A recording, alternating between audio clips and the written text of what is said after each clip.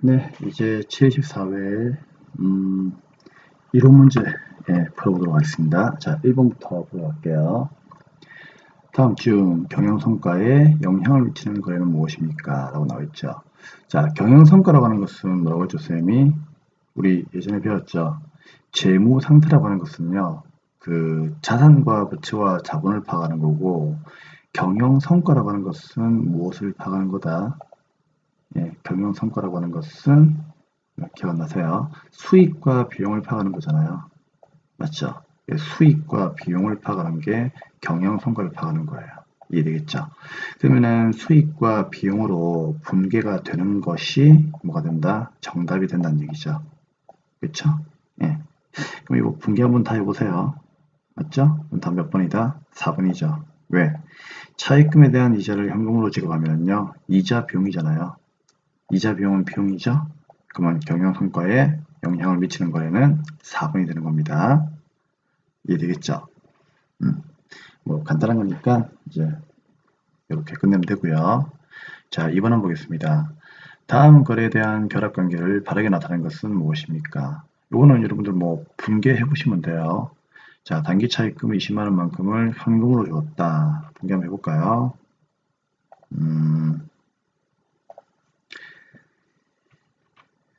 자, 그러면 차변에 뭐예요? 차변에 대변부터 할까요? 현금 주면 대변에 뭐예요? 대변에 현금이라고 하는 자산이 나가잖아요. 나가면 대변이죠? 그쵸? 얼마? 20만 나갑니다. 그러면은 차변에 여러분들 이거 뭘로 분개하죠? 단기 차입금 갚았으니까 단기 차입금이라고 하는 부채가 감사하죠. 그쵸? 그러면은 단기 차입금이라고 하는 것은 부채니까, 그쵸? 부채니까 차변은 뭐예요? 부채의 감소로 여러분들이 인식하시면 돼요. 근데 현금이 나가면 현금이라고 하는 자산은 대변에 있죠. 자산이 대변에 있으면 뭐다? 자산의 감소하잖아요. 그쵸? 그러면은 부채의 감소, 자산의 감소 이렇게 돼 있는 게 답이에요. 그쵸? 그러면은 몇 번이 답이 되겠습니까? 답은 3번이 답이 되겠죠. 3번이 답이 되는 겁니다. 이해되죠? 부채의 감소, 자산의 감소 3번입니다. 자, 이제 4번입니다. 자, 4번은 주어진 자료를 활용하여 빈칸에 들어간 금액을 계산하면 얼마입니까? 자, 그리고 바로 그냥 들어갈게요. 조금 위로 올리겠습니다. 자, 여기는 총 비용이 얼마냐 그렇게 돼 있죠. 그럼 쌤이 이런 문제 나올 때는요, 뭐가 제일 빠르다고 했습니까? 그냥 T자 계정 3개 그리셔가지고요. 맞죠? 기초와 기말과 그 다음에 기초와 기말의 BS와 IS를 그리는 게 제일 빨라요. 자, 방금 이제 쌤이 이거를 잠시 이렇게 그려놨거든요. 그래서 요거 3개 그냥 그리기 놨습니다. 그쵸? 우리 기초 과정에서 이거 공부했던 내용이죠. 예. 그래서 BS와 IS를 이렇게 그림이 좋습니다. BS는 기초과하고 기말과하고 IS는 이제 1년과하고 이렇게 그림이 제일 좋아요. 그러면은 뭐 BS는 차변의 자산, 대변의 부채와 자본, IS는 차변의 비용, 대변의 수익. 이건 아시죠? 그러면은 여기 있는 걸 어떻게 한다? 전부 다 넣어주시면 돼요. 자기 자리에다가. 그럼 기초의 자산은 기초의 자산이니까 여기 넣으시면 되고요. 기초의 부채는 여기다가 놓으시면 되고요. 기말의 자본은 여기가 기말이잖아요. 그럼 기말에 놓으시면 되고요. 수익은요. 총 수익은 25만원 여기다 놓으시면 되는 거예요. 여기까지 기억나시죠? 그러면 문제는요. 비용이 얼마냐 그 얘기거든요. 비용이. 그렇죠? 그럼 이 비용을 알려면은요. 정답은 수익이 많으면은 비용보다 많으면은 단기순이익이 나오고 수익보다 비용이 많으면은 뭐가 나와요? 단기순 손실 나오잖아요. 그걸 아셔야 되는 거예요. 그래서 이거는 공식을 외우는 것보다 쌤 처음에 누누이 얘기했죠. 이 BS와 IS를 여러분들이 이 세 개를 갖다가 그릴 줄 아셔야 돼요. 이해되겠죠? 그래서 공식으로 푸는 것도 괜찮지만 요 그림으로 푸는 게 제일 좋습니다. 그럼 여러분들은 여기는 비용을 구하려면은요. 뭘 알아야 된다. 우리 회사가 단기순 이익이 나왔는지 단기순 손실이 나왔는지 그걸 아셔야 돼요. 이해되겠죠? 단기순 이익이 나왔는지 단기순 손실이 나왔는지를 아셔야 돼요. 근데 문제에서는 그런 자료가 없거든요. 그러면은 단기순이익인지 손실인지를 알려면은 방법은 뭐밖에 없다. BS에서 단기순이익과 단기순 손실을 구하는 것 외에는 방법이 없습니다. 그럼 알고 있죠? 우리 기초의 자본이 기말에 가가지고 증가하면 이익 나오고 감소하면 손실 나오잖아요. 그러면은 기초의 자본과 기말의 자본을 구하시면 돼요. 근데 기말의 자본은 35만 나와 있거든요. 기초의 자본이 안 나와 있죠. 안 나와 있지만 구할 수는 있잖아요. 왜? 기초의 자산은 50이고 부채가 20이니까 빼면은 자본이 30이잖아요. 이제 이해되죠? 그러면은 요 자본이 기말에 가가지고 뭐예요? 35만원 됐다는 얘기는 증가했다는 얘기잖아요. 얼마가? 5만원 증가했죠. 그럼 이 말은 이익이 나왔다는 얘기잖아요. 단기순이익이. 그럼 여러분들 그럼 이제 문제는 다 풀었죠. 단기순이익이 나왔다는 얘기는 수익이 많다는 얘기예요? 비용이 많다는 얘기예요? 수익이 많다는 얘기잖아요. 어차피 여기 단기순이익이 5만원이면 적어볼게요. 여기에 단기순이익이 얼마? 단기순이익이 5만원만큼 나왔잖아요. 기초의 자본이 기말 가서 증가했으니까. 그럼 여기도 이익이 5만 나와야 되겠죠. 그러면 수익이 많다는 얘기예요. 그럼 비용은요.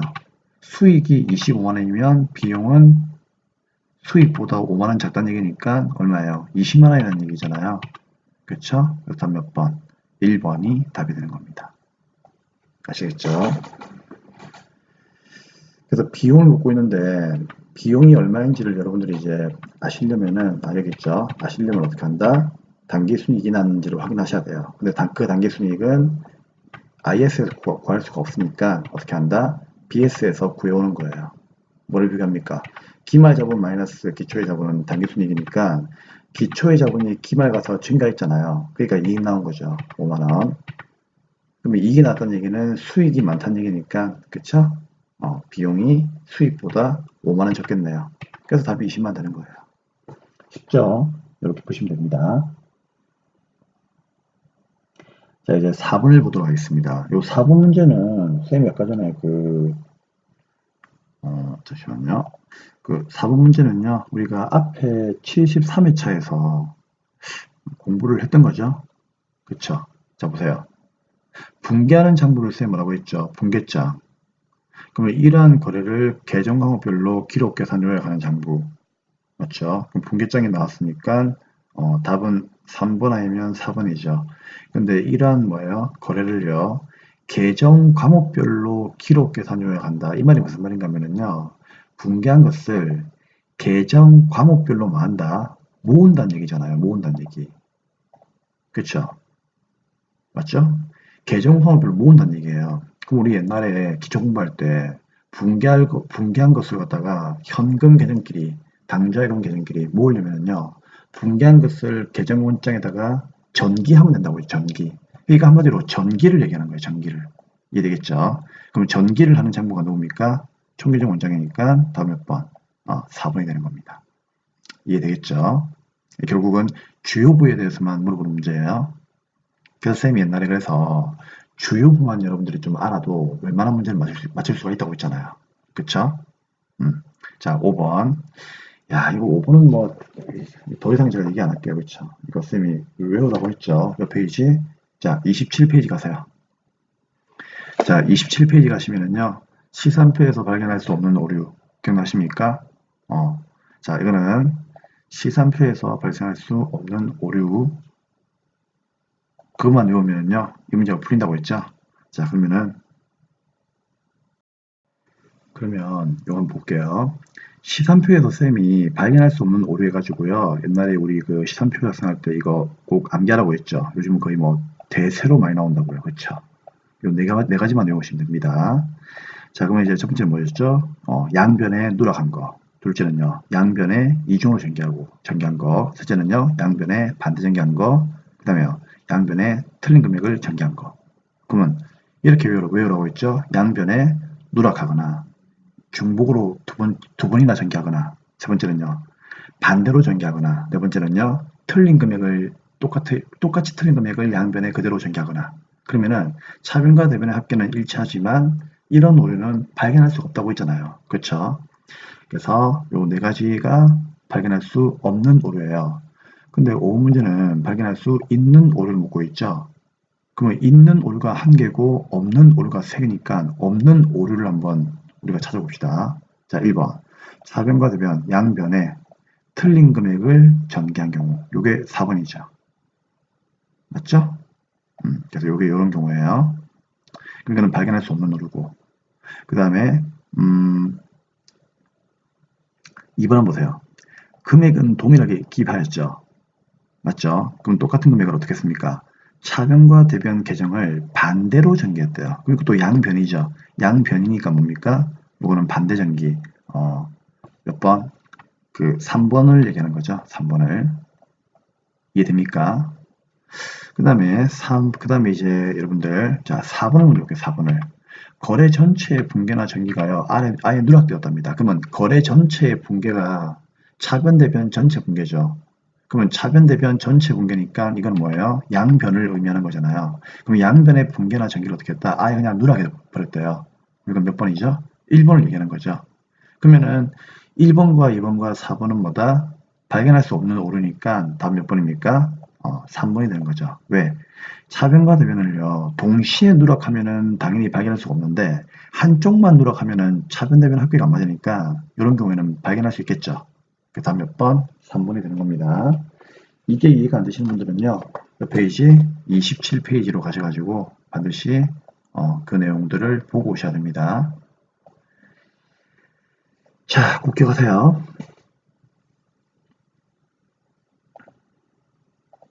6번입니다. 뭐 이건 우리가 73회 이론 문제에서 풀어봤죠. 자, 그냥 이거는 이번에 그냥 넘어갈게요. 현금 송자산에 해당되는 것은 뭐가 있습니까? 첫째, 현금. 둘째, 당좌예금, 보통예금, 만기가 3개월 이내인 정기예금. 요거에 대한 필기 내용을 알고 싶다면 여러분 교재 몇 페이지를 가면 되겠습니까? 쌤이 당좌 자산에서 설명한 거 있었죠. 그럼 당좌 자산 43페이지에 중간에 있는 현금 및 현금성 자산을 보시면 됩니다. 그러면 쌤이 만기가 3개월 이내인 정기예금은 현금성 자산이라고 했죠. 그쵸? 잠시만요. 다음 중 현금성 자산에 해당되는 것은 무엇입니까? 잠시만요. 야, 이렇게 나오면 진짜 그쵸? 야, 이렇게 나오면 진짜 좀 뭐 풀 수 없는 건 아닌데 좀 문제가 좀 뭡니까? 야비한 거죠. 자, 볼게요. 자, 이 6번 문제 쌤이 저번 시간 때 적어 드린 거 조금 보셔야 될 것 같은데 그냥 다시 적었어요.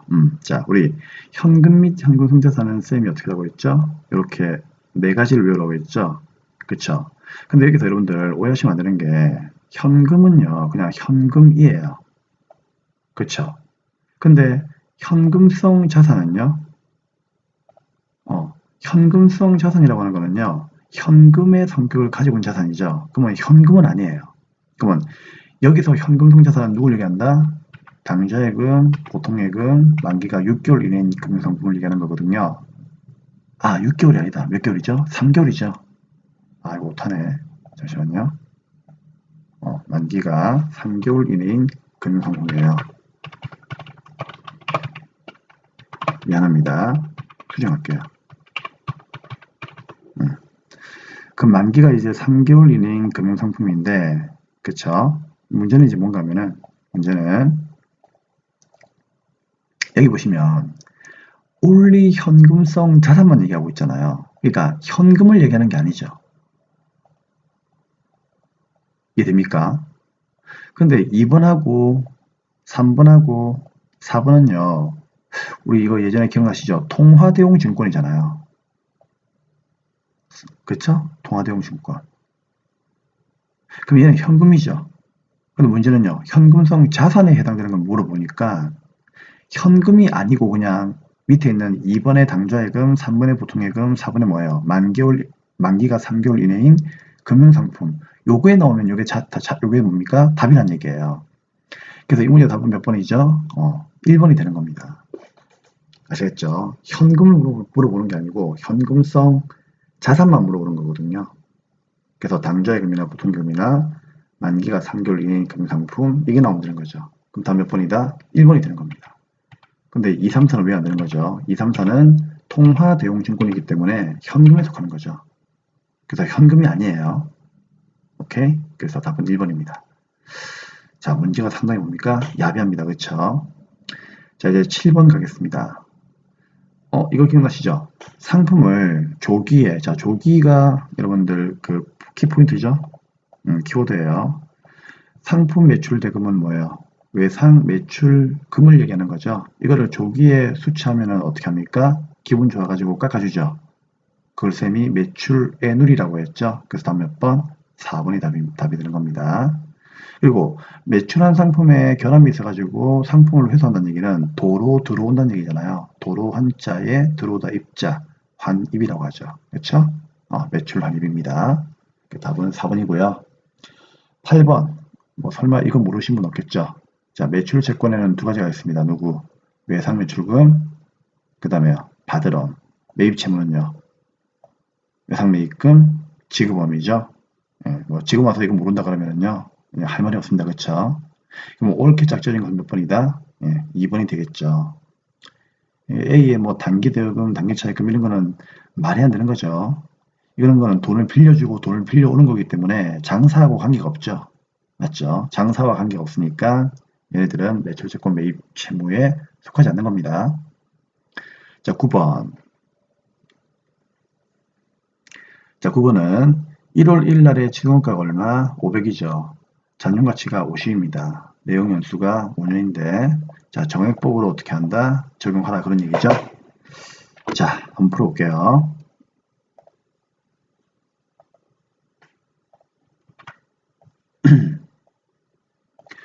자, 이 문제는요. 뭐 간단합니다. 그렇죠? 어떻게 하면 되죠? 정액법이니까 정액법 공식을 외우면 되죠. 지동가 마이너스 잔존가치 나누기 뭐예요? 내용 연수입니다. 그대로 대입하면 돼요. 기억나십니까? 그러면 취소원가는 여러분들 얼마가 되는 겁니까? 여기에 500만 돼 있죠? 맞죠? 잔존가치는요? 50만원. 내용 연수는요? 5년이죠? 그러면 얼마나 옵니까? 결국 여기서 요거 빼면은 450이죠? 그쵸? 그러면 이거 1년에 얼마? 450이니까 450을 5로 나누어요. 그러면은 얼마나 옵니까? 5로 나누면은 5, 9, 45. 1년에 90만 나오는 거죠. 그러니까 이건 뭐예요? 1년 동안 1년 12달 동안 90만 원만큼의 가치가 떨어지는 거니까 다음 몇 번이다? 예, 2번이 되는 겁니다. 아시겠죠? 그래서 2번 찍으시면 돼요. 근데 이게 쌤이 그 전산회계 1급이나 세무에 가면은요. 이제 요게 요렇게 또 나오니까 참고적으로 이제 하나만 더 얘기해 드릴게요. 이게 1월 1일 날에 당해연도 1월 1일 날에 이거 샀잖아요. 맞죠? 그럼 이거는 1월 1일부터 12월 말까지 꽉 채웠죠. 그렇기 때문에 1년 동안 90만 원만큼 가치가 떨어진 겁니다. 아시겠죠? 그래서 이런 경우에는요. 자, 이런 경우에는요. 이렇게 풀면 돼요. 근데 한 번씩요. 이게 어떻게 나오는가 하면은 이렇게 나올 수도 있거든요. 예를 들어서 당연도에 뭐 4월 1일 날에 샀다. 맞죠? 그럼 그때는 잊지 마세요. 월할 계산을 해야 된다. 월할 계산. 자, 월할 계산이란 말이 무슨 말입니까? 몇 번에 몇이죠? 왜? 여기 있는 이 90만 원은요. 1년 12달치의 감가상각비예요. 근데 만약에 당해 연도에 4월 1일 날 샀다면 그때는 답이 뭐다? 90만 원이 아니에요. 왜? 90만 원짜리 사가지고 4월 1일부터 썼으니까 4월 1일부터 뭐 했다? 가치가 떨어졌겠죠.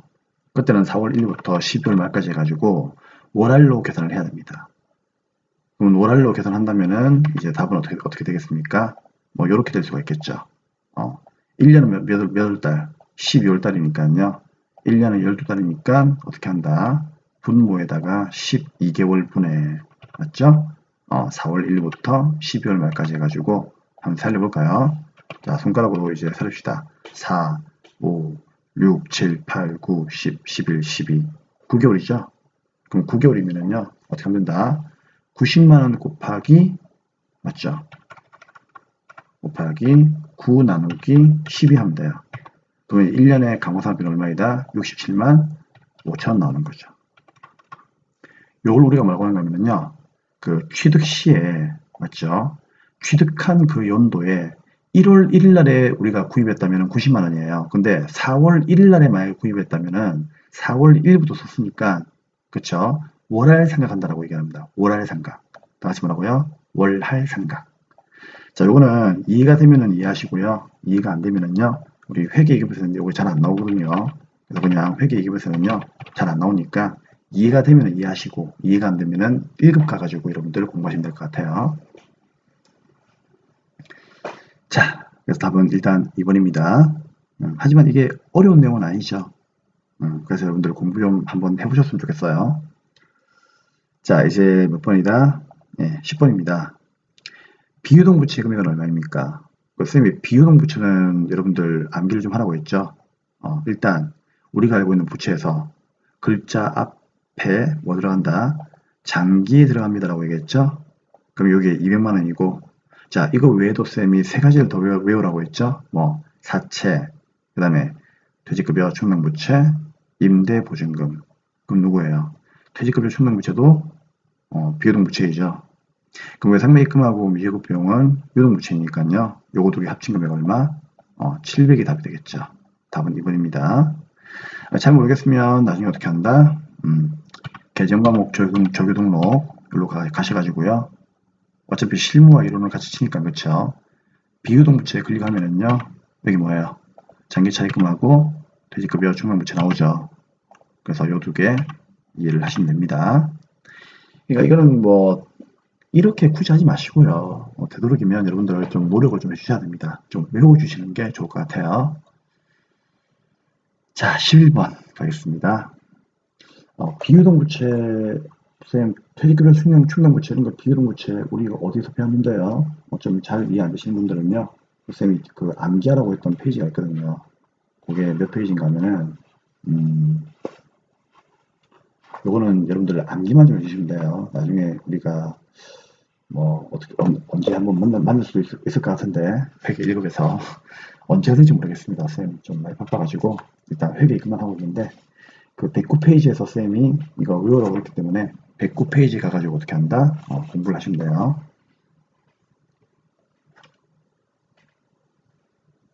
자, 11번입니다. 기말 결산 시 단기에 미지급된 이자 비용. 이거를요, 반영하지 않았다는 얘기는 무슨 말이죠? 적으세요. 분개를 안 했다는 얘기예요. 맞죠? 그러면 이거를 분개 안 함으로 인해 가지고 미치는 영향으로서 오는 것은 뭐냐 그런 얘기죠. 그럼 분개하면 되는 거죠. 오케이? 자, 분개 어떻게 하면 될까요? 자, 한번 해보겠습니다. 자, 분개하면 되죠. 먼저 미지급된 이자 비용이죠. 그러니까 무슨 말이죠? 단기에 미지급된, 그러니까 단기에 이자를 줘야 되는데, 맞죠? 그럼 단기에 이자를 줘야 된다는 얘기죠.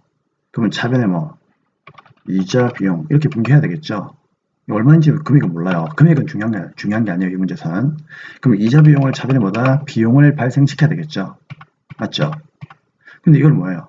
미지급했다는 얘기죠. 왜? 돈이 없으니까 못 준 거예요. 하지만 쌤이 얘기했죠. 회계는 발생주의입니까? 현금주의입니까? 발생주예요. 발생했다면 돈을 안 주더라도 분개를 하라는 얘기죠. 맞죠? 그럼 대변은 뭐예요, 이거? 안 주었으니까 미지급 비용. 수익과 비용의 이연과 예상에서 예상, 다른 말로 발생, 기억나시죠? 이거 분개하는 얘기예요. 맞죠? 그럼 이거를 분개한다면 이자 비용은 여러분들 차변에 뭐다? 비용이 발생하는 거고요. 맞죠? 대변해요. 미지급 비용이라고 하는 부채가 증가해야 되겠죠. 근데 문제는 이렇게 분개를 해야 되는데 이렇게 반영하지 않았다는 얘기는요. 이렇게 분개를 했다 안 했다. 분개를 안 했다는 얘기예요. 우리 경리가 분개를 아예 안 했다는 얘기예요. 맞죠? 그러면 비용을 발생시켜야 되는데 비용을 발생 안 시켰으니까 비용은요. 작게 계산되었겠죠. 비용이 지금 현재 손익계산서, 즉 단기재무제표 손익계산서에 작게 잡혀 있겠죠. 그리고 부채도 증가시켜야 되는데 부채도 분개 안 했으니까 부채도 뭐다? 작게 잡혀 있겠죠. 그럼 답은요. 비용이 작다. 부채가 작다. 왜? 이거 분개 안 했으니까 그 말이 나오면 돼요. 맞죠? 몇 번입니까? 1번이죠. 왜? 부채를 잡아야 되는데 부채를 안 잡았으니까 부채가 뭐다? 과소계상 됐겠죠. 답은 1번이에요. 아시겠죠? 그럼 2번은 왜 답이 아니죠? 여러분, 비용이 작아졌죠? 그럼 비용이라고 하는 것은 내가 손해보는 건데, 손해보는 게 작아지면 이익은요? 이익은 올라야죠. 근데 이익이 작아졌다? 말이 안 되는 거죠. 이익은 올라야 됩니다. 그 다음에 비용은요? 지금 비용 잡았는데, 잡아야 되는데, 비용 안 잡았으니까 비용이 작아지잖아요. 맞죠? 그럼 3번은요? 과소계상이 이 말 나와야 되는데, 틀린 말이죠? 그러면 4번은요? 비용이 작아지면은요, 방금 얘기했잖아요. 이익이 많아진다고 했죠? 이 말은요, 수익도 많아진다 그런 뜻이잖아요. 근데 수익이 많아진다 이건 아니죠. 왜? 수익은 변화가 없습니다. 왜? 솔직히 그러니까 정확히 얘기하면요, 그 이익이 많아지는 건 맞아요. 요 순이익은 단기 순이익을 얘기하는 거죠. 근데 이거는 비용의 문제이지 수익의 문제가 아니죠. 그러니까 수익에는 뭐다? 수익에는 변화가 없는 거예요. 수익에는 변화가 없는 거예요. 이거는 불변이죠, 불변. 왜냐면 여기에 붕괴가 수익은 안 나와 있잖아, 그렇죠? 불변이죠. 다음 몇 번이다? 1번이 되는 겁니다. 자, 그 다음 이제 12번입니다. 12번. 차변에 기입해야 되는 개정 과목은 무엇입니까? 이것도 어떻게 하면 돼요? 붕괴하면 되죠. 자, 그럼 이제 붕괴하러 가겠습니다. 자, 12번 이 문제 붕괴하시면 돼요. 자, 어떻게 하면 되느냐. 일단 붕괴해 볼게요. 결산일까지 현금 시제가 부족하단 말은 현금의 시제란 말이 나와 있죠. 시제 동그라미. 여러분 시제는 뭐예요? 금고란 얘기예요. 금고. 맞죠? 그러면 결산일까지란 얘기는요. 결산 전에 우리가 이미 뭐다? 금고 안에 돈이 모자랐다는 얘기죠. 그러면 금고에 돈이 모자란다. 그러면 금고에 현금이 감소했으니까 대변에 뭐 현금 5천원 이렇게 옮겼겠죠. 그 전에. 그리고 이걸 차변에 뭐예요? 현금 과부족으로 5천원 이렇게 분개했잖아요. 이해되죠? 근데 이게 뭐라고요? 원인이 밝혀지지 않았답니다. 그러면은 결산 때, 근데 이 문제는 뭐예요? 이걸 물어보는 게 아니고 결산일까지 원인이 밝혀지지 않았으니까 결산일 날에 분개를 어떻게 하면 되느냐 지금 그 물어보거든요. 그러면 결산 때 이제 어떻게 분개했을까요? 결산이 되면 밝혀지지 않은 현금 과부족은 어떻게 된다? 대변에 사라지고 맞죠? 얼마? 5천원. 요걸 차변에 뭐다? 밝혔으면은 비용 처리하면 되는데 밝혀지지 않았으니까 차변은 비용자리예요, 수익자리예요? 차변은 비용자리죠. 그리고 처음부터 현금이 모자랐기 때문에 분위기 별로 안 좋았죠. 그럼 비용 처리하라는 얘기죠. 뭘로? 잡손실로 처리하면 된다고 했죠. 그래서 이게 답이에요. 그러면 문제는 차변에 기입돼야 되는 개념 과목이 뭐냐고 물었으니까 차변을 보시면 되겠죠. 잡손실 1번이 답이 되는 겁니다. 그래서 붕괴하면 답 나오는 거예요. 자, 13번으로 가겠습니다. 야, 이번 문제 좀 어렵죠? 그쵸? 이렇게 나오면은요, 거의 뭐, 이런 문제는요, 조금 학생들이 힘들어 합니다. 하지만 늘 얘기하죠. 나만 힘들어하는 게 아니고, 다른 사람도 힘들어 한다면, 그쵸? 그러면 우리가 합격은 하는 거예요. 그러니까, 다른 사람이 어려우면 나도 어려워요. 그런데 항상 쌤 얘기하죠. 내가 아는 거, 배운 거, 남들이 맞추는 거, 그런 것만 여러분들이 잘 맞추어도 합격은 합니다. 그런데 그런 것 중에서 이번에 나온 내용들은 전부 다 난이도가 조금 높은 것들이죠. 하지만 파이팅 할 수 있는 건 파이팅 해야 됩니다. 자, 13번. 결산 정리 사항 중, 아무튼 파이팅 하자는 얘기예요. 자, 13번. 결산 정리 사항 중에서 수익과 비용의 발생이죠. 여러분, 수익과 비용의 발생 동그라미. 발생이 다른 말은 뭐예요? 예상이잖아요. 그럼 얘는 누구 얘기하는 겁니까? 미수 수익하고 미지급 비용 얘기하는 거죠. 또 기억 안 나시면 안 되겠죠. 자, 다시 적어드릴게요. 우리 결산 때 수익과 비용의 이연이 있고 발생했다고 했죠. 이연은 뭐예요? 너무나 많이 주었거나 선급, 너무나 많이 받았기 때문에 선수, 이라는 문제라고 했죠. 그래서 너무나 많이 주었거나 받은 거를 다음 연도로 넘겨준다. 그래서 뭐예요? 선급 비용, 선수, 수익이라고 했죠. 근데 발생은 뭐예요? 발생. 다른 말로 예상이죠. 이거는 이번 연도에 발생한 건데 돈을 안 주었거나 안 받았기 때문에 내가 분개 안 한 거예요. 하지만 발생주의니까 분개를 하라는 얘기죠. 대신에 뭐 받지 않았다면 미수수익으로, 그 다음에 주지 않았다면 미지급 비용으로 분개라. 그 뜻이지 않습니까? 여기까지 이해되죠? 근데 문제는 뭘 묻고 있죠? 발생을 묻고 있으니까, 그쵸? 누구? 미수수익과 미지급 비용, 얘들을 얘기하는 거잖아요.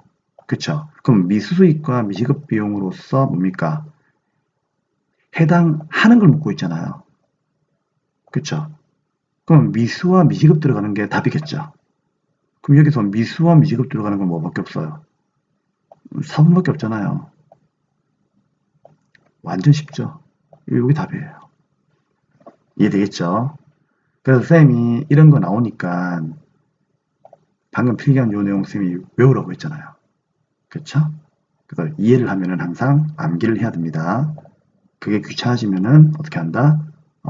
합격과 거리가 멀어지는 거죠. 어쩔 수가 없는 거예요. 그래서 항상 회계는 많이 보는 사람이 무조건 합격을 합니다. 자, 14번입니다. 많이 봅시다. 14번. 다음의 자료를 토대로 기말에, 기말이죠. 여러분, 대손은요, 기말이 뭐하죠? 항상. 그렇죠. 충당금 설정하죠. 그 분께 얘기하는 겁니다. 그러면 대손사업비로 추가로 계산한다. 이거는 뭐예요? 그러니까 충당금을 추가로 계산할 게 얼마냐 그 얘기죠. 자, 대손은 쌤이 정말 중요하기 때문에 여러분들 보고 열심히 공부하라고 했고요. 무려 이거는 저희 교재에서 뭐다? 문제가 크게 두 문제나 쌤이 이제 낼 정도로 어마어마하게 쌤이 문제를 많이 풀어드렸습니다. 그쵸? 분계를요. 자, 그럼 이제 기말되면 뭐 한다? 차변에 대손상각비, 대변에 대손충당금 이렇게 분계하잖아요. 맞죠?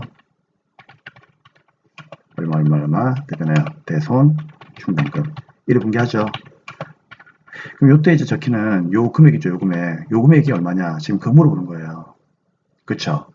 근데 이거는 우리 회계에서 무슨 법? 보충법으로 이제 적용한다고 얘기를 했죠? 그러면 보충법 공식 한번 불러볼까요? 자, 보충법이 공식이 여러분들 어떻게 된 겁니까? 보충법. 여기다 적어볼게요. 첫째 뭐? 채권의 잔액에서. 맞죠? 자, 뭐를 곱합니까? 첫째. 대손율을 곱하죠. 그러면 이까지가 뭐가 나온다? 얼마를 떼일 것 같은 금액이 나온다고 했죠. 거기에서 뭘 뺍니까? 그렇죠. 기말의 대손 충당금 남아있는 잔액을 빼면 돼요. 그럼 뺀 나머지를 어떻게 한다? 보충해준다. 보충해서 설정해준다 해서 이거를 설정액이라고 하죠. 지금 물어보는 게 요금액 물어보는 겁니다. 요금액. 이해되겠죠? 요금액을 물어보는 거예요. 그래서 이거 솔직히 좀 자신 없으면은요, 이거를 분개를 하면서 여러분들이 이해하시는 것도 아마 편할 겁니다. 쌤이 분개를 좀 해드릴게요. 자, 그러면 1번 한번 볼게요. 자, 첫 번째는요, 기초의 매출 채권에 대한 충당금 잔액은 20만원이다. 이거는 분개하는 게 아니죠. 그쵸? 이거는 무슨 소리입니까? 자, 쌤이 그 시산표 한번 그려볼게요. BS. 여러분, 우리 BS에서요, 이게 BS예요. 대손 충당금은 차변에 적히지만, 맞죠? 그거는 이제 뭐 때문에 보고할 때만 차변에 적히고, 우리가 업무를 볼 때는요, 항상 충당금 잔액은 뭐다? 대변에 있다라고 선생님이 생각하고 있잖아요. 맞죠? 그래서 대변에 뭐가 있다? 대손 충당금 잔액이 얼마? 20만원이 있다는 얘기예요. 그쵸? 근데 3월 3일날 뭐예요? 거래처 파산돼가지고 매출채권 25만원만큼이 회수 불능되었으니까 떼었죠. 자, 그럼 분개합시다. 첫 번째 거는 분개하는 게 아니에요. 그럼 두 번째 거는요. 분개를 한다면은 차변에 뭐, 대변에 뭐 매출채권이 사라지겠죠. 이게 뭐 외상 매출금일 수도 있겠죠. 그러면 차변의 분개 어떻게 한다? 퍼스트 대손 충당금 먼저 메꾸라고 했죠. 그게 얼마 있어요? 20만원 있으니까 얘를 싹 다 맞춰버리고, 맞죠? 그럼 나머지 이제 차변에 얼마? 모자라는 5만원만큼의 금액이 있죠. 그러면 이 모자라는 5만원만큼의 금액을 뭐다? 대손 삼각비로 5만원 이렇게 분개하라고 했잖아요. 그쵸? 자, 그러면은 여러분들 보세요. 우리가 20만원만큼을 다 써버렸기 때문에 지금 현재 BS에는 20만원이 없고 잔액이 0이에요. 0. 그리고 나서 기말에 뭐예요? 매출채권 잔액 2,500에 대해서 1%의 대손을 예상했죠. 그쵸? 그럼 이제 요게 답이 되는 겁니다. 그러면 자, 대입해 봅시다. 채권의 잔액은 얼마? 2,500이에요. 곱하기 자, 대손율은 얼마입니까? 1%라고 돼 있죠. 그러면 1% 떼일 것 같다 그런 얘기죠. 그러면 2,500에 1%면 얼마입니까? 25만 원이죠. 그런데 25만 원인데 여기서 뭐 한다? 충당금 잔액을 빼야 되겠죠. 근데 충당금 잔액은 얼마다? 지금 0이에요. 0. 왜 0입니까? 요거 기중에 돈 떼이는 바람에 20만 원만큼을 다 넣어버렸거든요. 그럼 뺄 게 없죠. 그럼 답은요. 그냥 2,500에서 1% 곱한 금액 얼마? 25만 원만큼 25만 원 전체를 다 설정해야 되겠죠. 추가로. 이게 되겠죠. 그럼 여기 얼마? 25만 원 들어가야 되는 거예요. 그래서 다음 몇 번? 4번이 되는 겁니다. 그래서 설정액은 얼마이다? 25만 원입니다. 지금 이거 물어보는 거거든요. 정답이. 그쵸? 이게 답이에요. 그래서 답은 4번입니다. 꼭 기억하세요. 자, 이제 오늘의 마지막 수업이죠. 15번 문제. 자, 아쉬워요. 자, 15번 문제 풀고 마치겠습니다. 다음 시간에는 75회 할게요. 자, 15번. 다음의 상품 자료에서 선입선출법으로 9월 말에 월말 재고를 계산하면 얼마입니까? 뭐 이거는 여러분들이 뭐 상품 재고장이라고 해서 뭐 그런 걸 막 그리는 이제 방법으로 문제를 풀어도 괜찮거든요. 근데 저는 솔직히 그렇게 안 풀어요. 그렇게 안 풀고 그냥 T자 계정으로 그냥 풉니다. 자, 그러니까 이제 전부 다 9월 달이죠. 그러니까 9월 달 말에 재고액, 그러니까 뭔가 기말 재고액만 포함되는 거거든요. 그럼 우리 상품 계정 하나 그리시면 돼요. 자, 뭐 상품 계정 요거 그리는 거 알고 있죠? 자, 상품 계정은 자, 불러봅시다. 차례는 뭐죠? 기초상품 재고액. 그 다음에요. 순매입을 더하고, 그쵸? 그 다음에 팔아버리면 여기 뭐가 옵니까? 매출원가가 오는 거고요.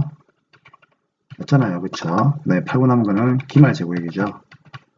문제는요, 지금 이게 얼마냐, 지금 그거 물어보는 거예요. 그쵸?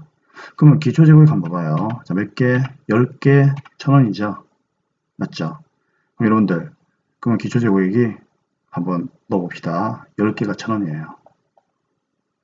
이해되죠? 그리고 15일날 매입을 했대요. 또 몇 개? 10개가 800원짜리. 이해되겠죠? 그러면 이제 우리가 9월 23일 날 팔아야 되는데 여기 9월 23일 이게 중요해요. 팔아야 되겠죠, 몇 개? 8개를 팔았대요. 그러면은 창고 한번 봅시다. 창고에는 몇 개 있죠? 9월 1일 날 월초가 10개 있었고 15일 날에 10개가 또 사왔죠. 그러면 창고에 20개 있다는 얘기죠. 20개 중에서 8개를 팔았어요.